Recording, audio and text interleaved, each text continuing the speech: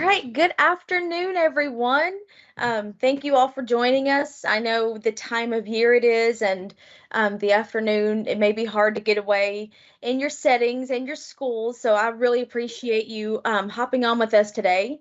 Um, so we have actually a few special guests that we're going to hear from later on. So let me share my screen, and then we'll get started. Um, is Corinne on? I don't know if I saw her just yet.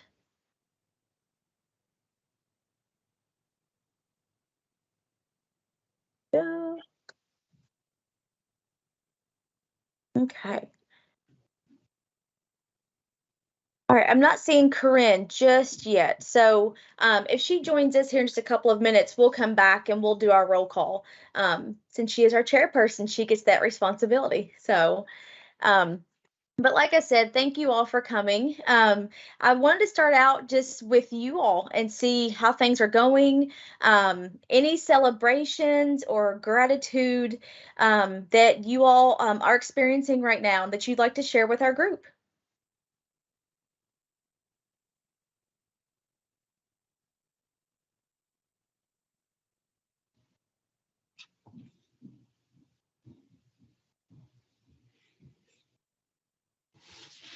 Right now at my school, we're celebrating reaching winter goals on MAP. That's one thing, and looking forward to that Christmas to the winter break around the bend, of course. But yeah, yeah. So today, even there's the smell of popcorn is out through the school and everything. So. That sounds delicious, Travis. That's amazing. Okay. Who else wants to share? I will share, since I just started a new job at Caverna. We just spent the past 3 days working. I keep looking over here at my college and career lady.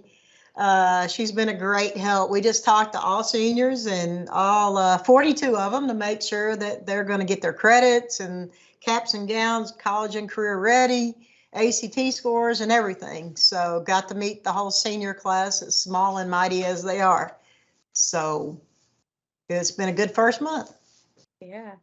Now, is that the first time you've been able to actually meet them one-on-one since you've started?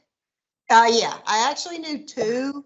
Last time I'd seen them was second grade and in another county. So it was great to see them. But yeah, they've seen me in the hallway. Unfortunately, my first day was when they had the drug dogs here and everybody thought I was a cop. So that wasn't a good first impression. And then I think they realized that I wasn't part of the vape team. So yeah, this was a good week. Yeah, it sounds like it. Okay, thank you for sharing. All right, who else? Celebration and or gratitude?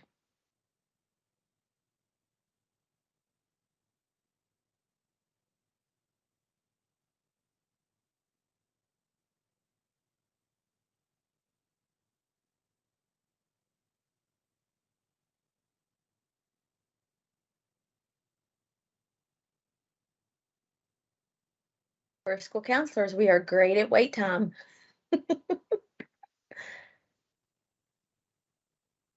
Even if it's a small celebration. As counselors, if obviously we always want to celebrate the small wins. Did anybody in the past week have anything, or in the past month? I'm not seeing you all in a couple of months. Have anything great that's happened or something that's upcoming, even if it's over the break? I'll share. I'm Elizabeth from Bullitt County Schools. I think it's a positive thing. Our county has decided that we can use ASCA model and go toward being ramp schools. And so as a county, we are headed in that direction. That's very exciting. How are you all going to apply for this coming October, like in 2023? It's up to the individual counselors at the individual schools. We have one counselor who did apply this past October. And then as the rest of us get ready, we can apply at that time. So we're just in the beginning stages of everything right now. Okay. But that's a start, and now you have an end in mind to think about. So, yeah. So I would love to hear. I think I've talked to you about that, Elizabeth, before. I'd love to hear updates about how things are going. That's exciting. Yeah, and Kate's on here too. She's in Bullitt County, Yes. but we both may send you some things to look over just to see if we're on the right track. Yeah, I would love to. Yeah, just let me know of any help. And as you all progress through, I mean, the whole process, because it is a process, we know that, but I may have some schools contact you to see just how it's going and how you're finding time to fill out the, of course, the documents and the logistics piece of applying for RAMP. That is very exciting for your schools and your district and you all as counselors. Okay, anybody else? I know one thing that I love to do. The district that I come from has just sent an invitation to come and sit on backpack defenses. So I'm going to sit on 8th grade backpack defenses where they, defend their learning and talk about their growths and their goals, because it's always really cool to see where students, how they started and how they ended, and be able to provide that feedback for them. So it's always, I look forward to this time of year to do that, because they do it in December and they do it again in May. But I'm excited I get to do that on Friday. So next Friday. So I get to end on a positive note on winter break with being with kids and not all the KDE world stuff that we have to deal with, but really get to be in the school and see kids. So I'm excited about that upcoming opportunity.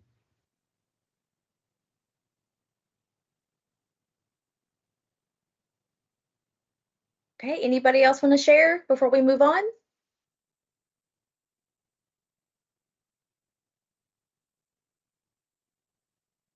Okay, well, if you want to put something in the chat as we're going along, you are more than welcome to. I know for me, I think a celebration is I have survived my first year at KDE. It has been a whirlwind since a year ago, and I was thinking today after I passed my former elementary school, dropping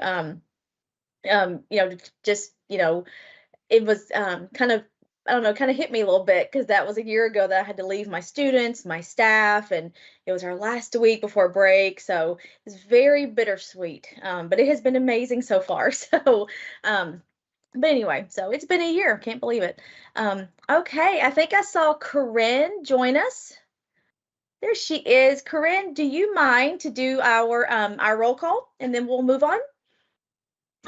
I'm so sorry. I got pulled to do something real quick. So, okay. So Sarah Aiken. Here.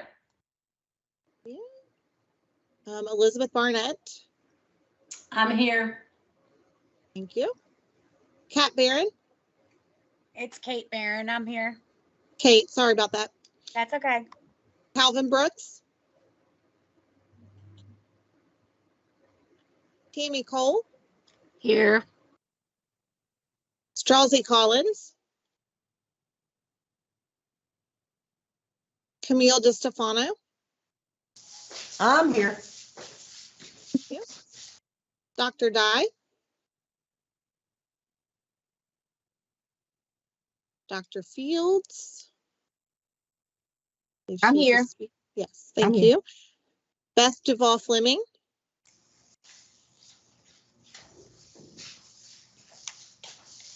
Malia Gibson. Travis Kern.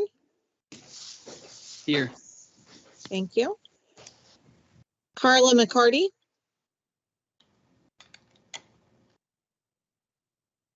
Amy Pike.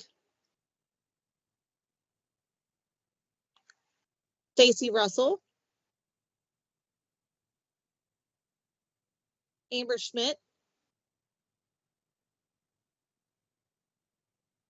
Tammy White. All right. Is there anybody's name that I did not call?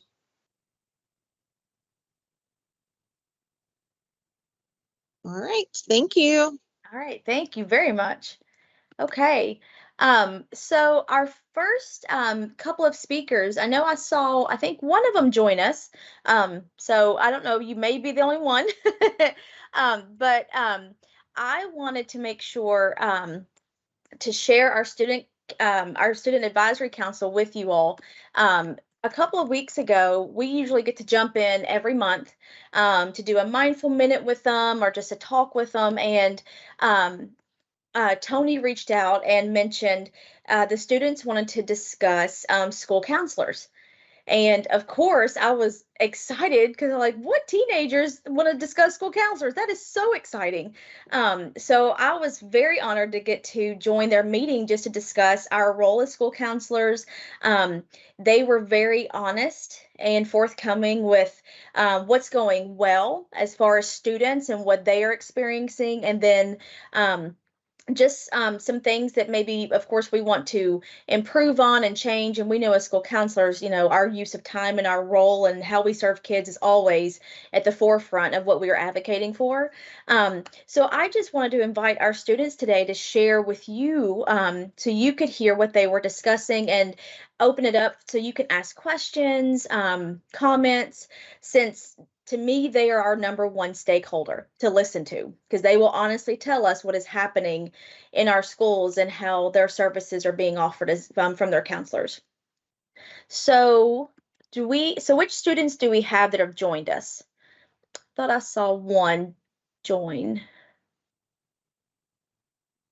Let's see.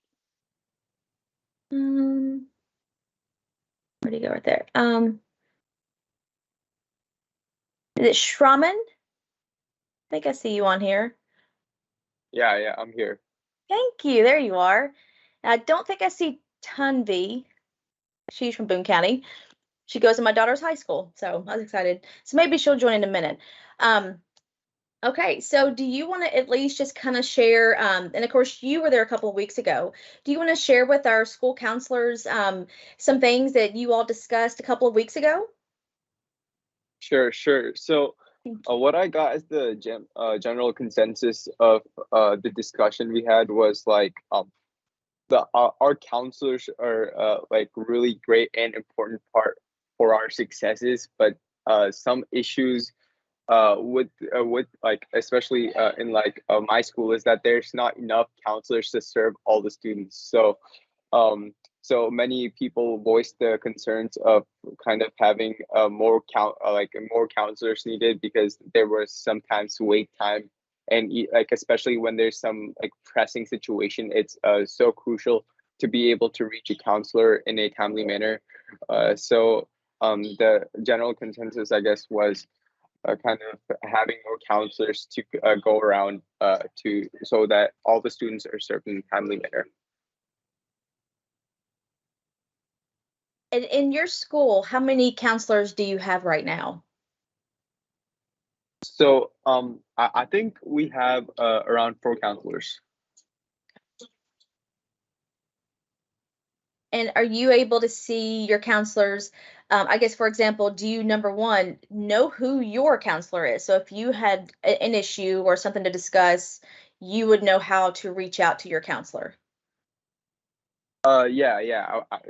It's I guess the guidelines are pretty clear, but it kind of depends on the time of year in terms of reachability for a counselor. So, for example, in like the beginning of the year, it's like super hectic with the schedules and things like that. So it's much harder to reach a counselor, but later in the year, it becomes much easier to reach a counselor, and in some cases you can just go walk in and then you can talk to the counselor. So it sounds like it depends on the time of year of how accessible the counselors would be. Yeah. So when you see your counselor, like, are they helping you all with, of course, the college career piece of it? So are you able to see your counselor for that part?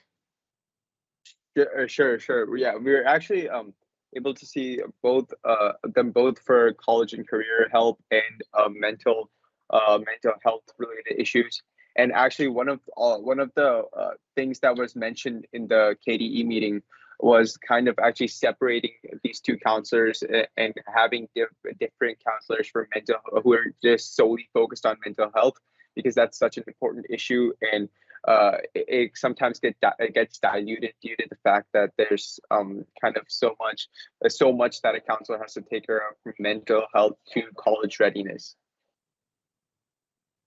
Yeah, you're exactly right. Yeah, it came across in the group, several of them actually, yeah, it mentioned how they see their counselors being very overwhelmed with college career, academics, social, emotional, mental health. And so they were discussing how it would be nice to have, which some schools have your college career coaches, and then you have some who are available for more of the mental health and social emotional. And even I know when we were listening to the group talk a couple of weeks ago at the KDE meeting, they still mentioned that even if they have those counselors who are kind of more oriented for college career and some who do get access to kids, there are still a lot of students who are not being seen, just because of other assigned roles and duties that those counselors are having to do within their schools. Yeah. Okay.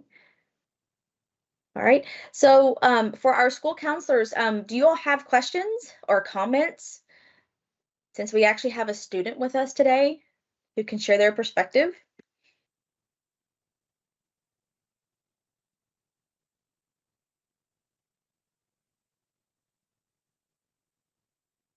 I do. I know that you said you have the opportunity to see your counselor, but you know, you mentioned that you wish there were more counselors. So if we could just give you, you know, a counselor salary, say, okay, you can get a new counselor. What would that counselor look like? What would you want that counselor to do to better support you in your role? Because I know that's different for elementary, middle, and high. Because I think you're one of the high school students, right? Yeah. So as a high school student, are you a freshman, sophomore? I'm a junior. Okay, so as a junior, you now have been in high school. Now you're entering your third year. So they gave us a salary and said, here's a brand new counselor next year. What do you see that counselor doing? Because now you've experienced that. You probably had different counselors. So if you can create a new counselor, what would they do? What could they possibly bring to reach you where you are, to make, you know, you more successful in your academic career? Yeah, sure. That's a good question. So what I think, like an issue that I've faced with my school counselors is that they're kind of focused on both the college readiness and mental health. So I guess having one for I'm a bit sorry. There's some. Could I go to a quieter place and answer this? Yes, of course.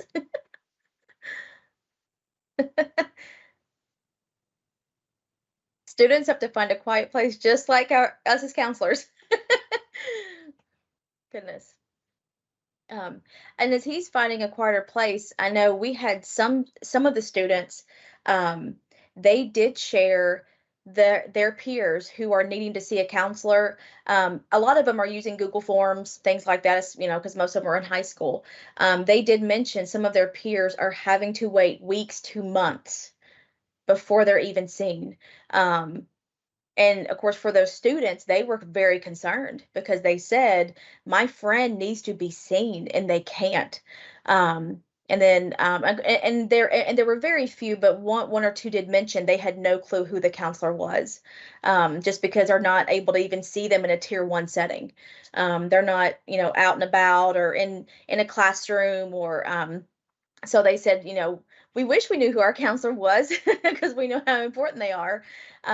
So I do think it speaks volumes that our students, that they do understand the value of school counselors. I know with me growing up, you know, they just didn't, they never saw kids. It was more of the guidance counseling role. Whereas now we know as school counselors what our roles are supposed to be. So it's, so it is nice our students are recognizing that. Yeah, so sorry about that. I actually came to a quieter place now. It was actually like, I think the school was dismissing and there were like a lot of people like in the hallway and I was actually sitting there. So yeah, sorry about that. But coming back to the question, I guess like one issue is that like the counselors are like have so many things that they're worried about, from college readiness to mental health. I wish that like if a new counselor were to be there, they'd be more specialized in one area or the other. So their help, I guess, would be more impactful.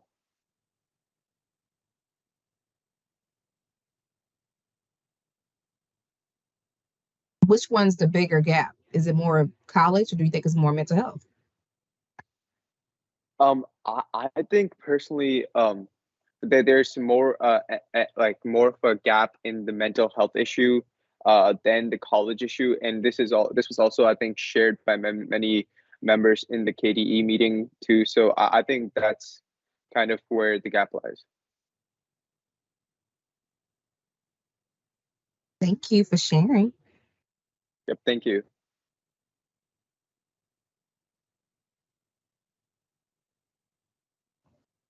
Your comments make me happy, but also sad at the same time. Like it's nice and reinforcing to hear that even the students sort of recognize that we can't do our job as effectively as we should be able to. And it's also nice to know that students want to meet us. But then it's also sad because literally right before I came to this Zoom, I had a kid ask me, like, are you ever going to pull me again?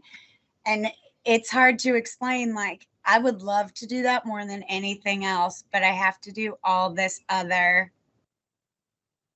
crud that I don't want to do and isn't related to my job. And it keeps us away from the kids. So it makes me sad that our students are recognizing that. But then it also makes me happy because it's like, well, if they recognize it and they start talking about it, maybe people will listen.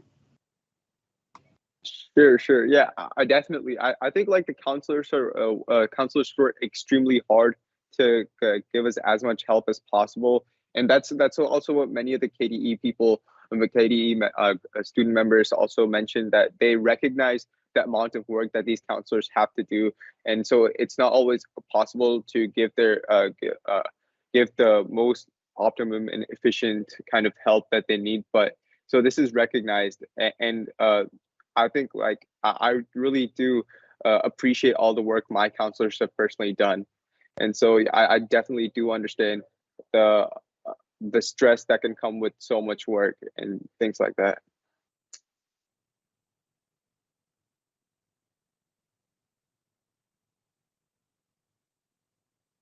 I've got a question. Has there been a particular website or resource that you found helpful for you this year in regards to college and career counseling? I'm always open to hearing about new resources. So, I guess for college and career readiness, I've like so far I've just been looking through like some scholarships, on scholarship and other kind of summer program opportunities that are available to me, and kind of been looking at that and applying to it. And then for the counselors actually have been a bit have been quite helpful in that quite helpful in that they actually like kind of give recommendations on which ones to apply to or which ones to not apply to, and also help kind of writing some recommendations.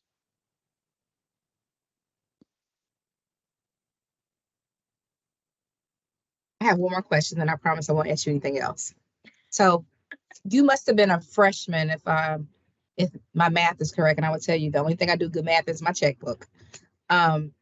That you were a freshman when we were in the pandemic, right? Yeah, correct. So remember when we were at home and we had to do counseling very differently, and then we came back in person, and so we had to pivot and adjust. Was there something that really worked well virtually that you think that the counselors can try to implement now that you're in person?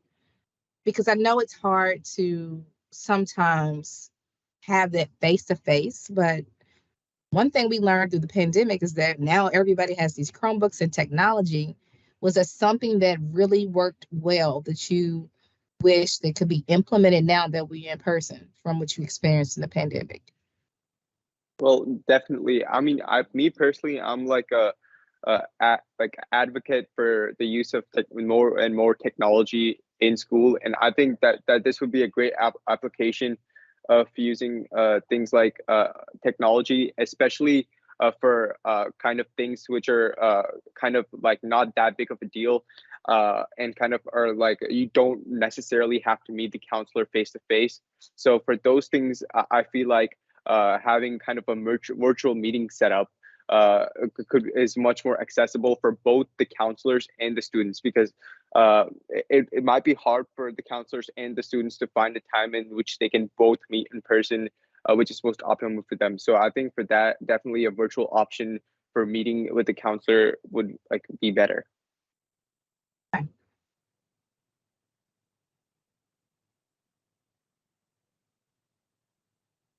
So what I'm hearing is that our students, even though as counselors, we are very crazy busy, we sometimes have to think about how we can do things a little differently, just like we did in the pandemic. So it may be, you know, Zooms at, if they're out at 2:20, maybe it's a Zoom at 3. Like, I really don't know. Or it is a, I don't know how they feel about technology at lunch, their lunch times. Just really being creative, but really thinking about, we have one student on here. Think about your schools and probably just doing a generic needs assessment. And sometimes you could just randomly in the hallway, you think of something. I would just pull random kids and ask them questions. Just, what is something that I can help, make your school day better? And you could take that feedback and say, okay, this is something I need to do differently. And then you can advocate for yourself, because now you have that qualitative data. Or if you do a needs assessment, you have that quantitative data to take back to your administrative team. Because sometimes we know as counselors, you got to have that data. I could say it all day, but until I have data to support it, and Heather is one person I know can really talk to you about data to help advocate for the changes that you need to change in your practice. Because otherwise, we'll keep getting boggled down with tests and all this other stuff they have us doing that's really not, quote unquote, what we should be doing. We should be doing what's right for kids when they need it. So just something just to think about, especially as we move forward into the second semester, what could we do differently versus the first semester? It may be only one thing, but that one thing may totally impact more students for the better. Okay, Heather, I'm gonna be quiet now. No, I think you have great reflections and great questions, because, and I tell you, it did remind me of, I was watching the Ask at Home professional development last week, and it was all about student mental health. And every session, whether it was about anxiety or self-care for counselors, it all started with, if we want to help our students' mental health, it starts with us. It starts with our counselors. Because they did mention there's so many who want to buy a program, get more therapists into the schools, which is great. However, you've already got school counselors who, this is our wheelhouse, and we're there and we can see students, versus having to have consent or medical need or, things like that. So, that was a reoccurring theme, is we have people there in the buildings. And it's advocating to our administrators. And I think my question would be, because I know we're going to have our data come out for our use of time for statewide, that'll come out in a couple months. What is something, because ultimately the principals, superintendents, they are looking at staffing, they look at allocations. What is something that we could take back from our students to start advocating for our roles? To either, if funding is not allowing us to add a counselor, what's something that we could take back that as a student, you would be able to say, here's what our students are saying about, they would like our counselors to do this versus this. So what is something you think would maybe have our administrators maybe buy in a little bit more to, this is what you're saying?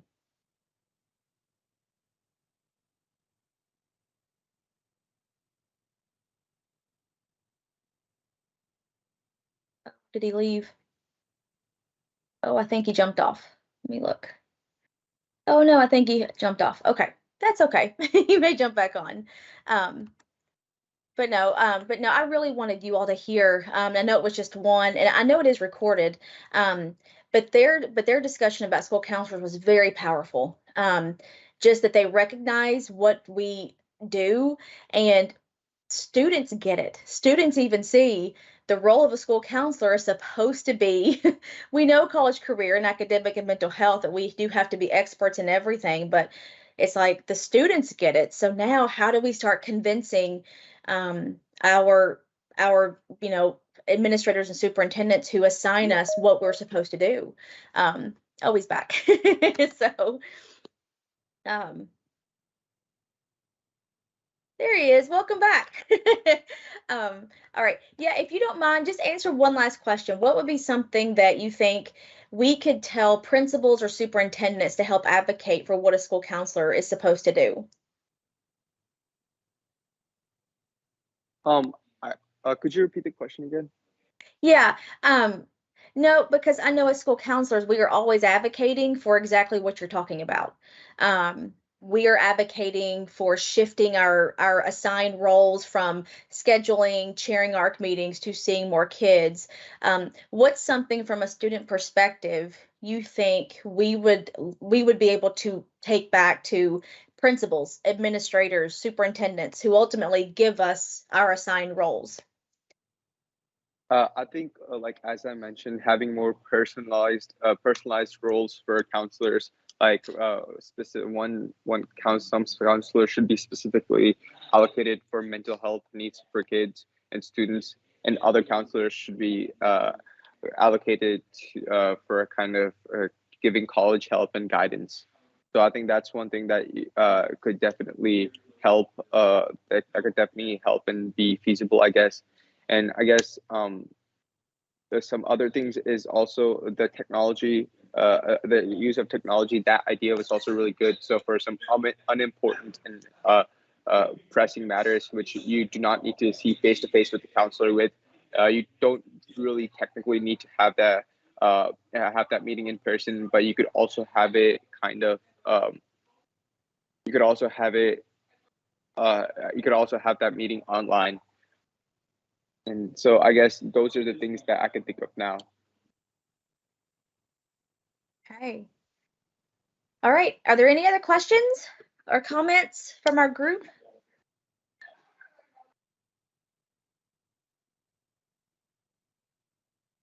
Okay. All right. Well, we appreciate you joining us. I know it was during dismissal and finding a quiet place. So, because I know as school counselors, as students, we always listen to our students because you honestly let us know how things are going. So, I really appreciate you jumping on with us today. Yep. Thank you so much for having me. Yeah. All right. Thank you. Okay, so we are going to shift gears. Jim Tackett is here with us today. And I don't know if you all have seen the youth risk behavior results, but I know for school counselors, a lot of the information that Jim is going to share with us today impacts how we serve students, what the data is telling us.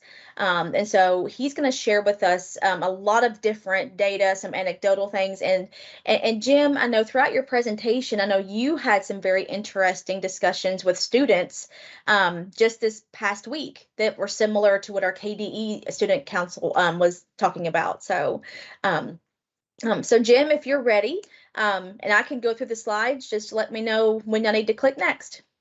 Okie doke. Thanks. Thanks, Heather. Good afternoon, everyone. I am part of the Healthy Schools team at KDE. We actually reside in the Office of Finance and Operations. Doesn't necessarily make sense at first glance, but that's where we live. Our school nurse consultant also is in that area, as well as our school and community nutrition is under the same office. So we want to share a little bit about our most recent youth risk behavior survey, and I'm just going to call it YRBS as we move forward. But Heather, I am ready to advance. And at the end of this session, I will share another colleague of mine, Stephanie Bungie, really gets down in the weeds and handles the YRBS, the whole process of that from data collection until finished product and the numbers that we're going to look at today. So if I cannot answer those questions, please shoot them our way, and we were happy to get you answers in regards, especially to specific behaviors, et cetera, as we go through this. So a little bit as we look at the next slide, a little bit about the YRBS and the background. Kentucky has actually participated in the Youth Risk Behavior Survey and collected data since 1999. So we have a lot of trend data in regards to this. The Youth Risk Behavior Survey is a national survey that many states across our country participate in. We actually receive funding from the Centers for Disease Control to do this specific survey every other year. And as you see on the slide, these 6 priority health risk behaviors are what is measured in the YRBS. So we look at unintentional injuries, violence, which groups in suicide, tobacco and alcohol, other drug use, sexual behaviors, dietary, and physical activity. For those of you who are familiar with the KIP will cover some of this, and we'll talk about the KIP as I move through. But the last 3, sexual behavior, dietary, and physical activity, is unique to the YRBS.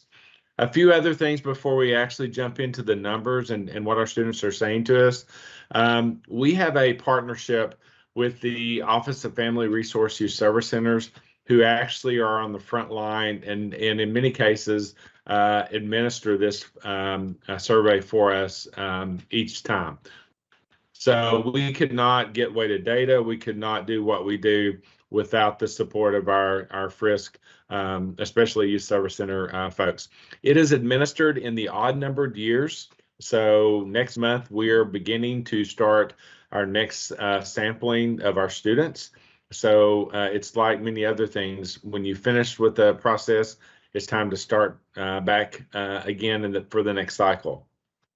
Approximately, schools are selected randomly by CDC, and approximately 50 middle schools and 60 high schools are randomly selected each year to participate. We try to do this within a 1 period time frame of 45 minutes. However, every student is not surveyed. It usually runs from 2 to 5 classes, depending on the size of the school, and those are randomly selected as well. All the surveys are anonymous and totally voluntary. We use passive permission unless the district has asked us to go the active parental permission route. But that's really how we get into the administration each time. Next slide. So for the 2021 survey, you see our high school students that were sampled, almost 2,200 across the state and 52 high schools. It does range from 9 to 12 grades. And then our middle school, we sampled just less than 1,400 students in 39 high schools, or middle schools, excuse me. So that gives you, I will say that because of these numbers, the YRBS and KIP are different in that we only have state data. We do not have district or school level data. So I think this is still very telling, and it adds another resource to your bucket in regards to listening to what our students are saying. But unfortunately, we do not have, because of the smaller numbers, we cannot drill down into the school or to the district level. Next slide. This is a little bit of the demographics for the last administration. So it, as a random sample, you see that it is pretty telling and pretty accurate as to what is going on across the state, not only at the grade level, roughly a quarter in each grade level. Our male-female ratio is nearly half, as well as our racial and ethnic background of our students too. So it's pretty normal to what we would see in our general state numbers.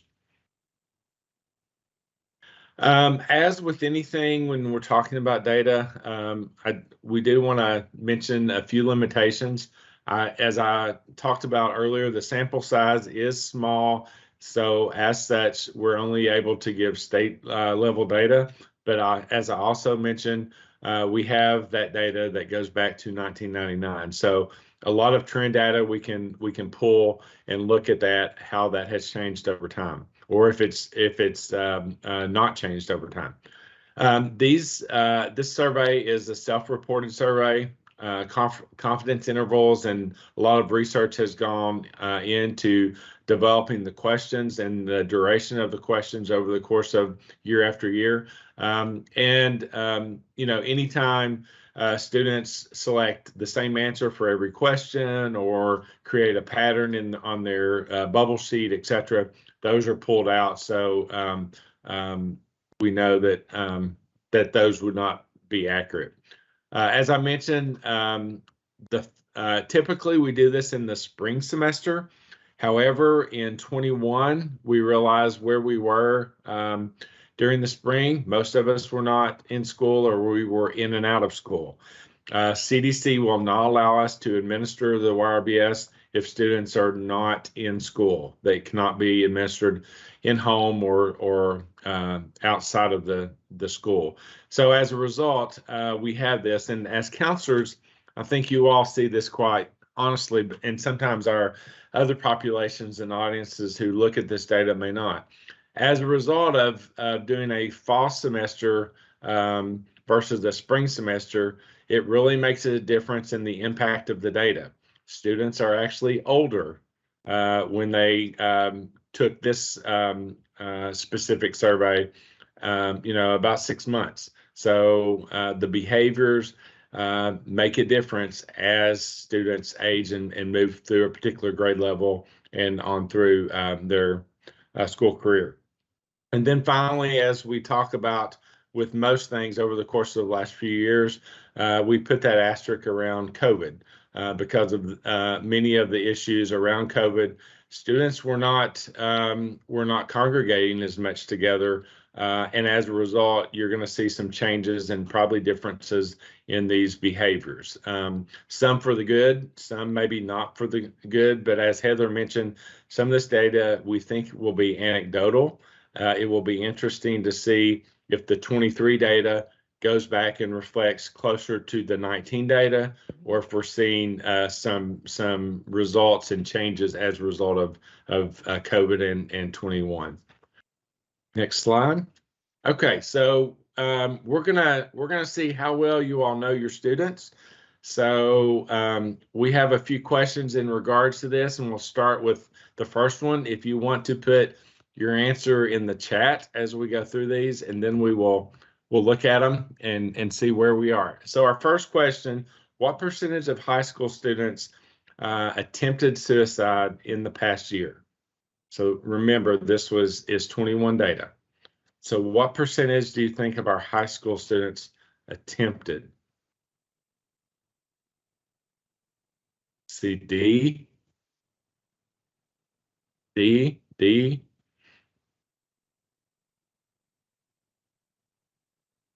Next slide, Heather, we'll see the answer.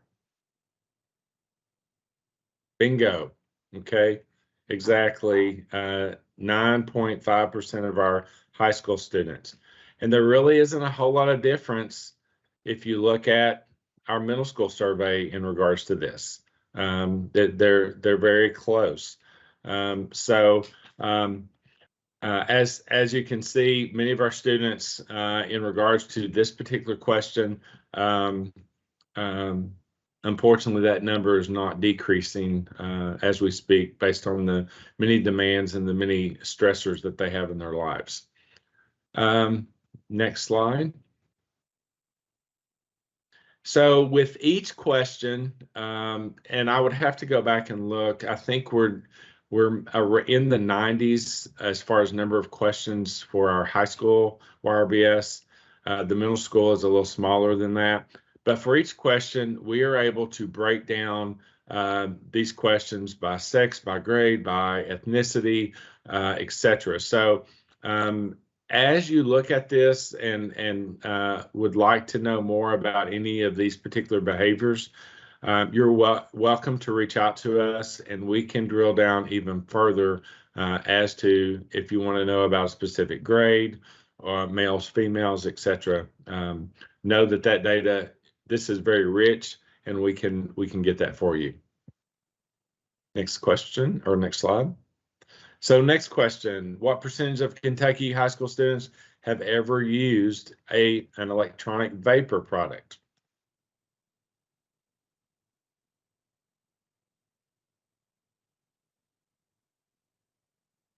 A, B, D, and our winner is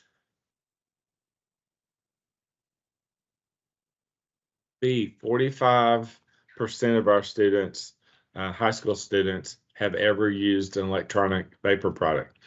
Now, keep in mind, some of this is anecdotal. Some of this you all experience each and every day.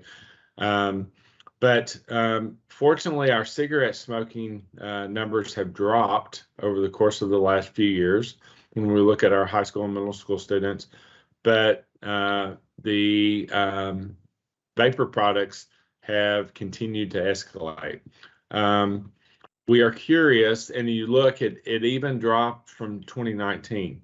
Now, this is I think an area for an asterisk, because as what we're hearing, those numbers are not showing that they're decreasing. This is an area that, why might this be accurate in that maybe students didn't have as much access to the products as they did when they're normally with each other. So this is one we'll look at next year to see if this number stays the same, if it goes back up, etc. So, and look at the difference in our middle school. It's almost double. And we're also hearing sometimes that our middle school students, that's their gateway to tobacco and some of the other drugs too. So interesting to look at this behavior in regards to this question. Next slide. Again, another breakdown. If you look at this, females are using vapor products more than males, according to what we're hearing. And as you would guess, probably the older our students get, the more that they are reporting using the vapor products too. Next slide. What percentage of our high school students have ever had sexual intercourse?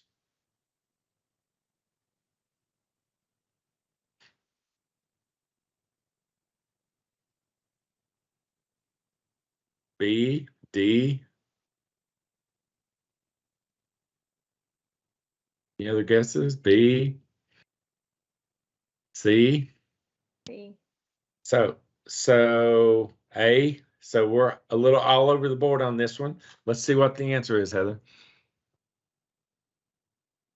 30% of our high school students. Again, looking at this in 21, another reason potentially why that number is lower. But if you look at that trend data that I talked about earlier, in 11, it was as high as almost 1 in 2 that reported that. So this number is dropping. Again, keeping in mind, we'll see if it starts to increase.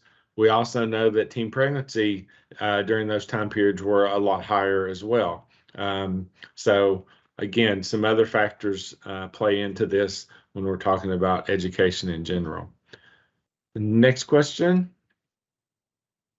What percentage of Kentucky high school students were physically active at least 60 minutes on 5 or more days in a week?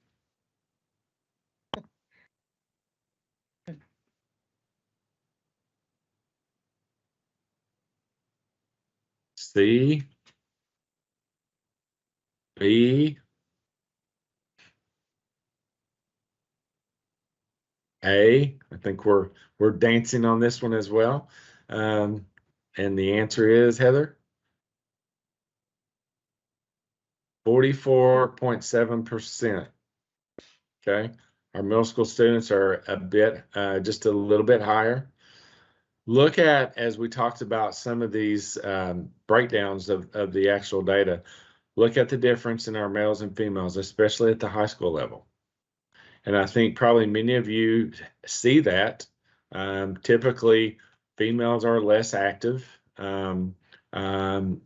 based on their age, based on body image, based on a lot of things that are going on and what they're hearing from peers, from the media, etc. So we have to encourage and are hopeful to encourage more physical activity opportunities for students. One of the things that we are seeing in regards to this is that middle schools are starting to implement and encourage physical activity breaks or some type of animal similar to that. And that is a positive move. Students are asking for that and are having positive benefits as a result of, taking 2, 3, 4 minutes and allowing them to be physically active prior to instruction and the school day or during the school day. Next, and this is our last question. What percentage of Kentucky high school students got 8 or more hours of sleep on an average school night? I'm not going to ask you all what yours is, but we'll just go with students.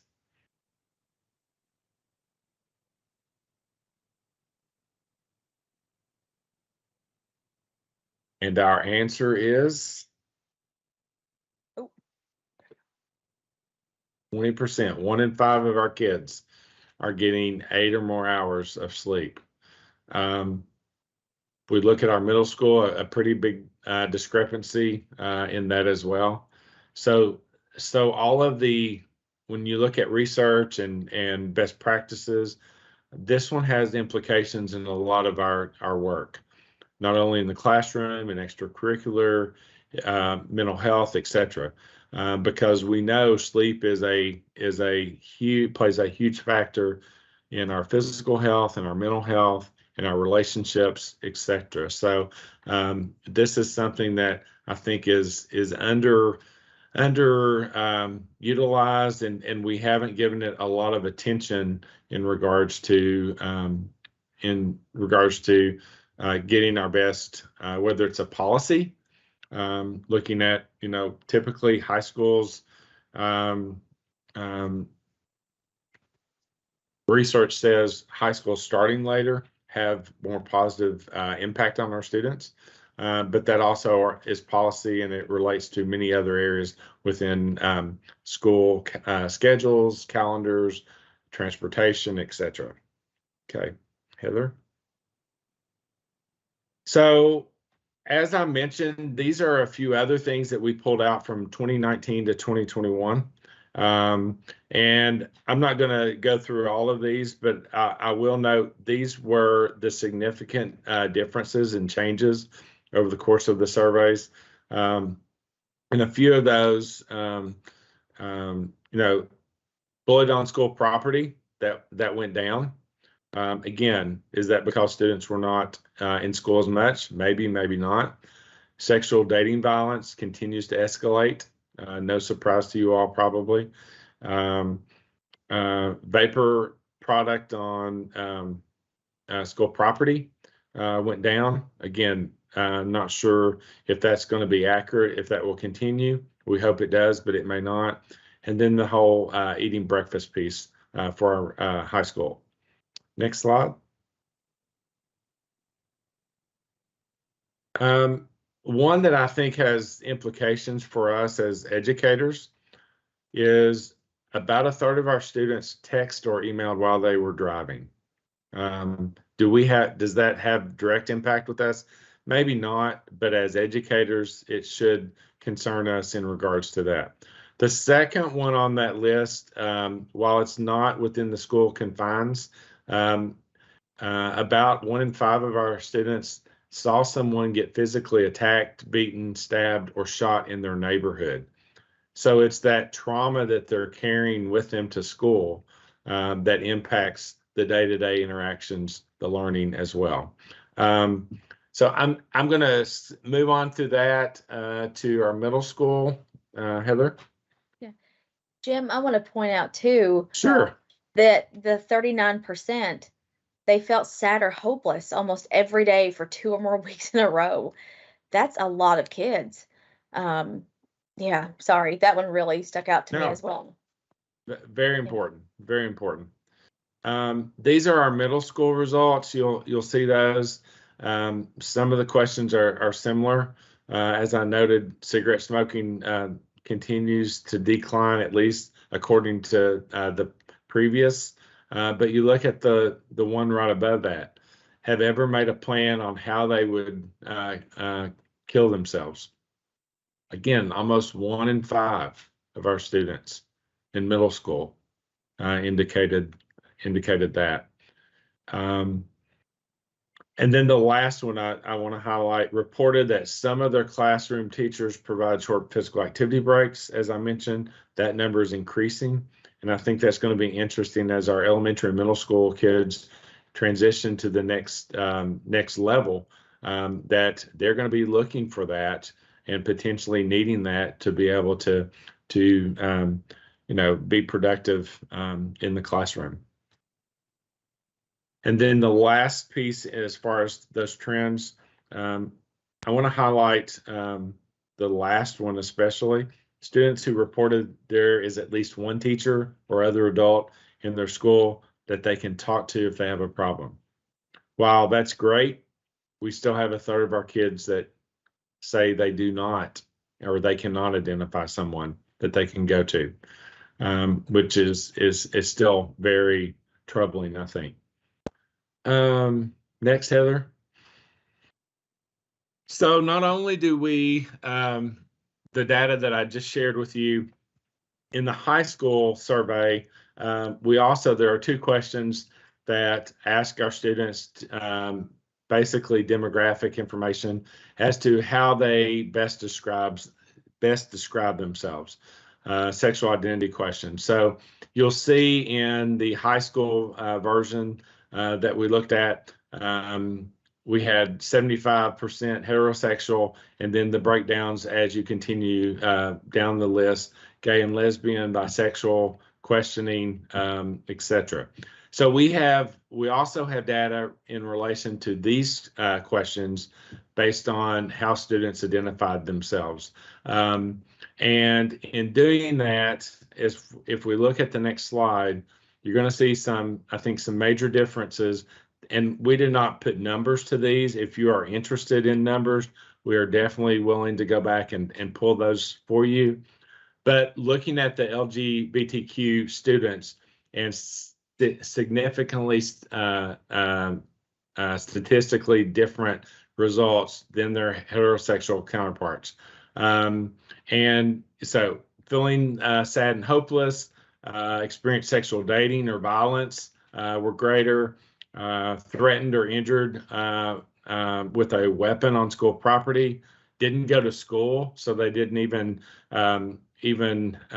feel safe, and that was a reason of not going to school.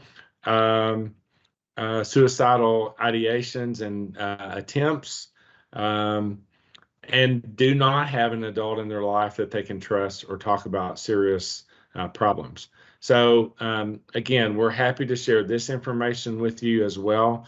But quite honestly, this has not necessarily been in the forefront, but we feel like it's very important to share and to talk about in regards to all of our students across the state.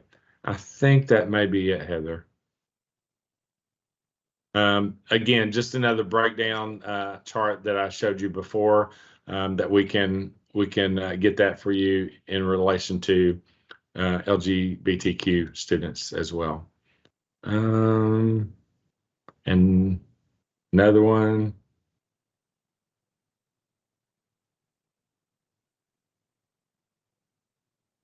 you can go on and scroll through those. So I just pause here. What stuck out to you? What concerned you? What surprised you? What didn't? And then how do we need to get the rest of this information out? Who needs to hear it? How do they need to hear it? And from whom? So I'll pause and listen to you all.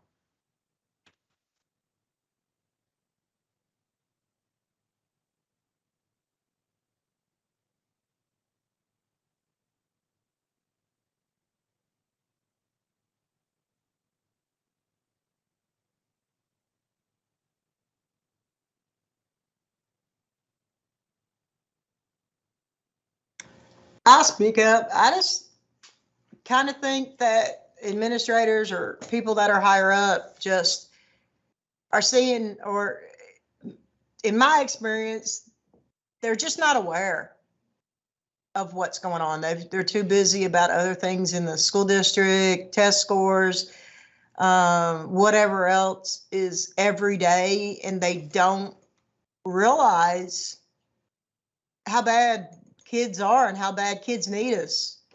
And I don't think it's intentional on anybody's part. I just don't think they're wrapped up in what their job duties are, and they don't see it as a problem, especially if their own kids are doing fine, then they don't see it. One of the things that stuck out to me years ago when I heard a superintendent, actually from another state, talking about, it's the idea of exactly as you mentioned, as educators, we have that responsibility to treat every kid as our own. And we know that doesn't happen, but until we're able to do that, we're still going to have kids that fall through the cracks, unfortunately. And we're going to have those kids that cannot identify someone that they can talk with at school or help them resolve some of their challenges. So I think you're exactly right. Other thoughts, questions you have of us or concerns and seeing this? I have a question for you, and then I just kind of have a comment. My question is with this data that you have, are you able to break it down by county or region, or is that not, are you not able to do that? We are not able to do that based on the sample size because it is such a small sample. But I would also echo, as I mentioned with the KIPP survey, some of these questions or similar questions are on both, especially your injury, your suicide-related questions, mental health questions, etc. I would encourage you to lay those out by each other. And in most cases, they're pretty much giving us the same data within a reasonable range. But I think in the areas that we can't break that down, I think it also says that we're seeing, similar results in trend data too. We may see some blips and ups and downs, but I think there's nothing that really says, oh, this isn't reliable data.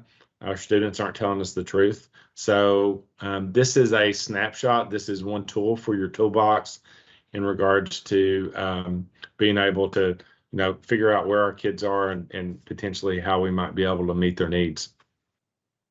Thank you for that. I thought I remember you saying that we weren't able to break it down, but then I thought, well, maybe I missed something. So thank you for that. But I guess too, my comment would be is how also can we get this out to our parents, also different community members? We have so many community partners within our schools and in our districts. How can we share this information with them and just, let them know, this is what's going on with our students, in our communities, and really as a community, how can we better serve our students in our community as well?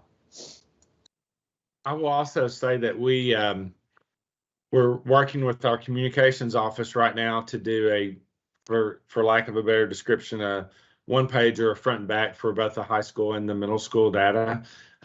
Because this got delayed in COVID and they moved it to another school year, the data being collected was lagging.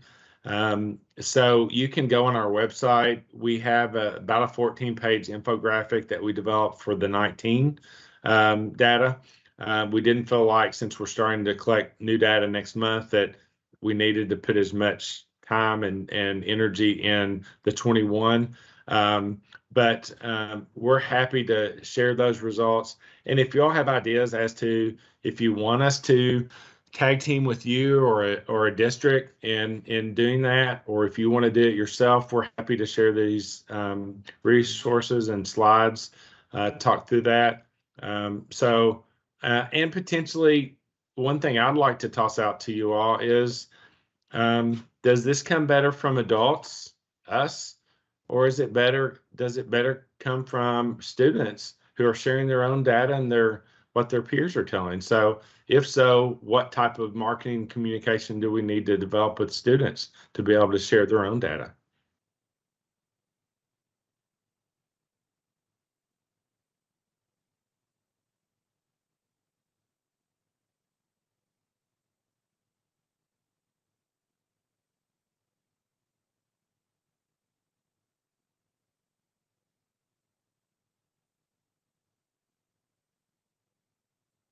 Jim, do you mind to share? I know when you talked to some students this week, for some of those district level teams, do you mind to share kind of some of their thoughts around school counselors? And I know you mentioned it was similar to what we've heard today, but I know it's just more students, different demographics, talking about our school counselors.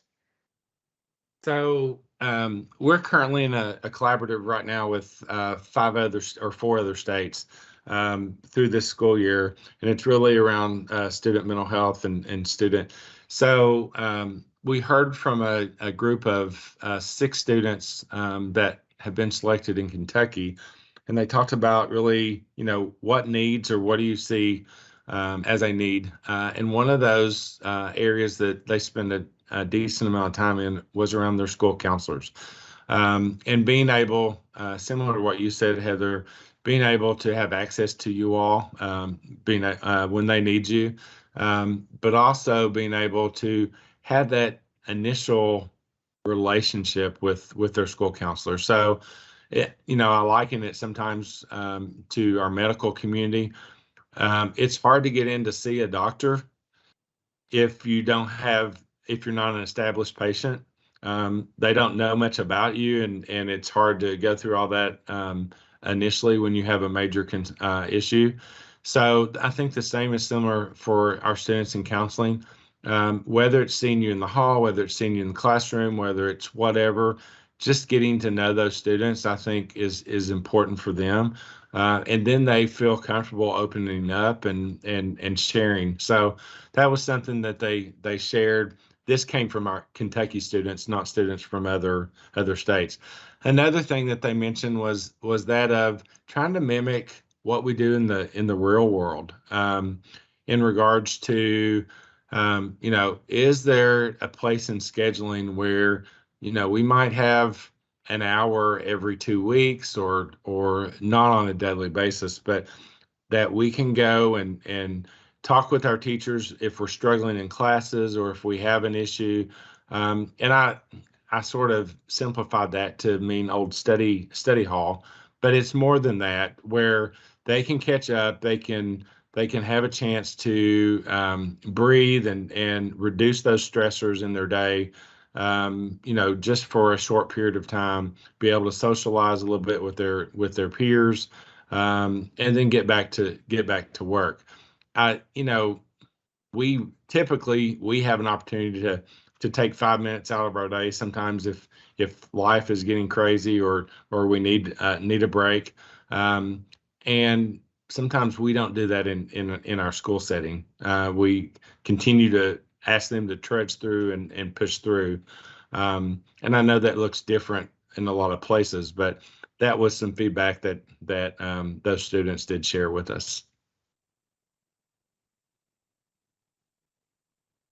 Well, I think it's interesting because it sounds like that those are some creative options, similar to what like Dr. Fields was talking about, having to get creative to see kids and offer services and at that tier 1 level. And I think your data you shared today again, just I mean, just escalates why we need counselors, and they need access to kids.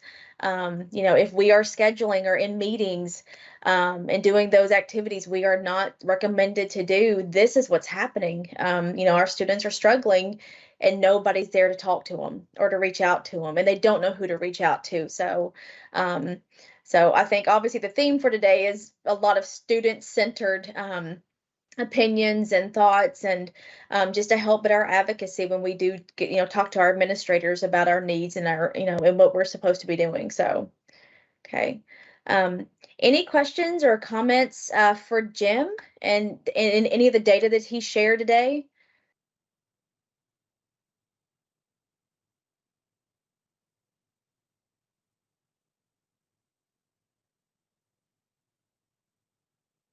Okay. All right. Well, Jim, like you said, you know, if anybody has any questions or, of course, I know you said you're going to have some public, kind of some 1-2 pagers come out. I know we will be looking for that to share. I know we can put it in my newsletter and on the site just to make sure people have it. Because I do think this data is very important. Alarming in a lot of areas. I think we've seen that. So I really appreciate you joining us today so that way we could see how it will impact us as school counselors and how we are hopefully going to have access to students to help some of those some of those numbers hopefully decrease, you know, in, you know, the next few years. So thank you for sharing. And I would also say thank you to each of you all in your schools. If you are selected, we appreciate your participation, and we're able to give our coordinators a little bit of funds that they can use, but and we know it's sometimes an extra duty on their plate, but I think the data that we get back is very valuable for future planning. Yes. All right. Thank you very much. Thanks. Yeah. Okay. So we'll just wrap up with a couple things. There, like Jim said, there's Stephanie Bunge's email and her number at KDE. And so you can feel free to reach out to her or Jim if you want any of the statistics they shared, any other information. There's the access to their website. They do a lot for whole child, and as you can see from the data, it just helps us, you know, figure out how to help our students and our communities best. So just a couple updates from KDE to finish us off today. The ILP committee, we have been meeting since February. And so the documents that are going to be updated, they should be ready to be released in January. They are about to go through editing. And so once that is complete, they will be put up on the website. And again, this will include an elementary playbook, not as an ILP recommended option, obviously, which you could do that, but just as a pre-ILP, getting our kids ready, talking about it already when they are at the elementary level. The middle school and high school playbooks are being updated with different activities, lessons, some more SCL, more purposeful activities are embedded in those. And then our school counselor framework, that of course we know has our different elements we're supposed to be practicing with, sample evidence. That is updated and will be released in January. So the newest addition to that is a step-by-step comprehensive counseling template. So depending on where you are within your counseling program, start building a comprehensive model is always kind of hard of where do we start. And so there is a step-by-step 1, 2, 3 of how to begin building your program. And if you've already done steps 1 and 2, you'll be ready for number 3. So those districts and schools who are kind of ready, kind of what Elizabeth mentioned earlier, starting that process, possibly moving towards applying for RAMP from ASCA. But even if you're not there yet, we do know building a comprehensive program is what we are recommended to do in our buildings. So that will come out in January. And then in February, it's exciting. We are working with our MTSS department at KDE to create a school counseling MTSS model. So we are working with our Kentucky MTSS plus the school counselors for MTSS group to ensure we have a researched, evidence-based template for you to consider when you're building your programs of where do school counselors and your services fit within an MTSS model. So that will come out in February. And then our social emotional learning implementation guide that is being driven by our regional cooperatives. I know Sarah Aiken is on here. She's one of our SEL specialists for WKEC. So they are leading that work with endorsement from KDE. And that guide, we're hoping, will be released in the spring. It is in the first stages of organizing the implementation part, and we have a lot going, and the progress is I mean, I think, fast paced right now. The national group CASEL is also on our meetings, so it will also be endorsed by them. So Kentucky will soon have a nationally recognized SEL implementation guide for our districts and schools of those evidence-based practices. And our statewide counseling cadres, we've already had two. They flow by. So if you missed them, the October 25th one with Dr. Carolyn Stone, that is one we do have for those 3 hours, a step-by-step about where she talked about what topics at each time frame. So if there's something that you're struggling with or just have questions about, you might check on that just to see where she talks about special education or suicide prevention or mental health screeners, just to name a few of the topics she covered. But that recording is on the KDE Comprehensive School Counseling site with resources and some guidance documents. And then we just had our most recent one this week. Dr. Fields, who is on with us, of course, and part of our advisory council, and Dr. Chang, they shared the equity dashboard and how to use the equity dashboard to ensure we are using that data to drive what we're serving our kids with for counseling. So we looked at a couple of the ASCA documents for outcome goals and the school data summary. So that recording is available just today. It will be uploaded on the KDE site within the next couple of days. So if you missed that and need some support with your data, what the equity dashboard could look like within your counseling data, that would be a great one to watch. Our next one is February 7th during National School Counseling Week. So I hope you have that marked on your calendars for that whole week, but for sure for February 7th, it will be our summit. So it will be from 9 to 3, and our regional cooperatives will be sending out registration after Christmas break. But our school counselors for MTSS, they will be with us for the first 3 hours. They will be presenting MTSS models for school counselors and data-driven tier 2 and 3 interventions. So we are very excited that we were able to have them come present for us. Okay, so before we end today, our next meeting, of course, is February 9th, the same week of National School Counseling Week. Does anybody have any questions, concerns from you all in your schools, anything you may need, support? So we'll finish with you.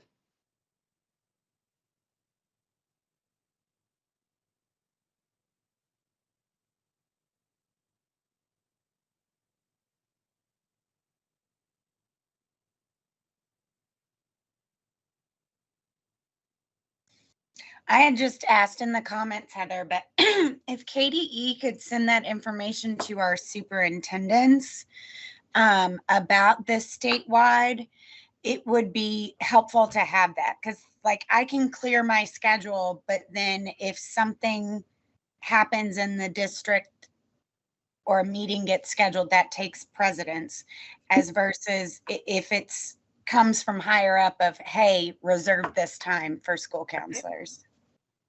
Yeah, I could see if there's some publications I can put some of the information in from some other publications for KDE, not just your co-ops. Yeah.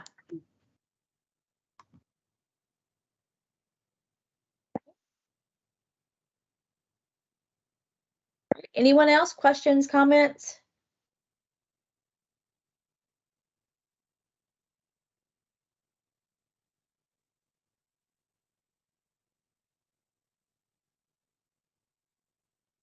Okay. Well, obviously, we are going to get done a little bit early, so I can give you back about 7 to 8 minutes of your day. But I really appreciate you all joining. And after we are off today, if you do think of something, always email me if you ever need anything, questions, concerns. I know I love that our special guest got to join us today. I think we really got to hear a lot of student opinions and comments and just their advocacy for school counselors, which is amazing that teenagers want access to us. I think says a lot. So we will for sure be using some of their insight to help drive our advocacy across the state, to back up some of our data that we are seeing, like what Jim shared. And of course, our use of time data will come out after the break in the wintertime. So that will help just have some anecdotals and just some data stories about what's happening with our school counselors around the state. So, all right. Well, thank you all for joining us. And again, feel free to reach out for anything you may have, and enjoy your breaks. Make sure you take time for yourself to de-stress and take care of yourself. As you do get those couple of weeks off. And I will see you again on February 9th.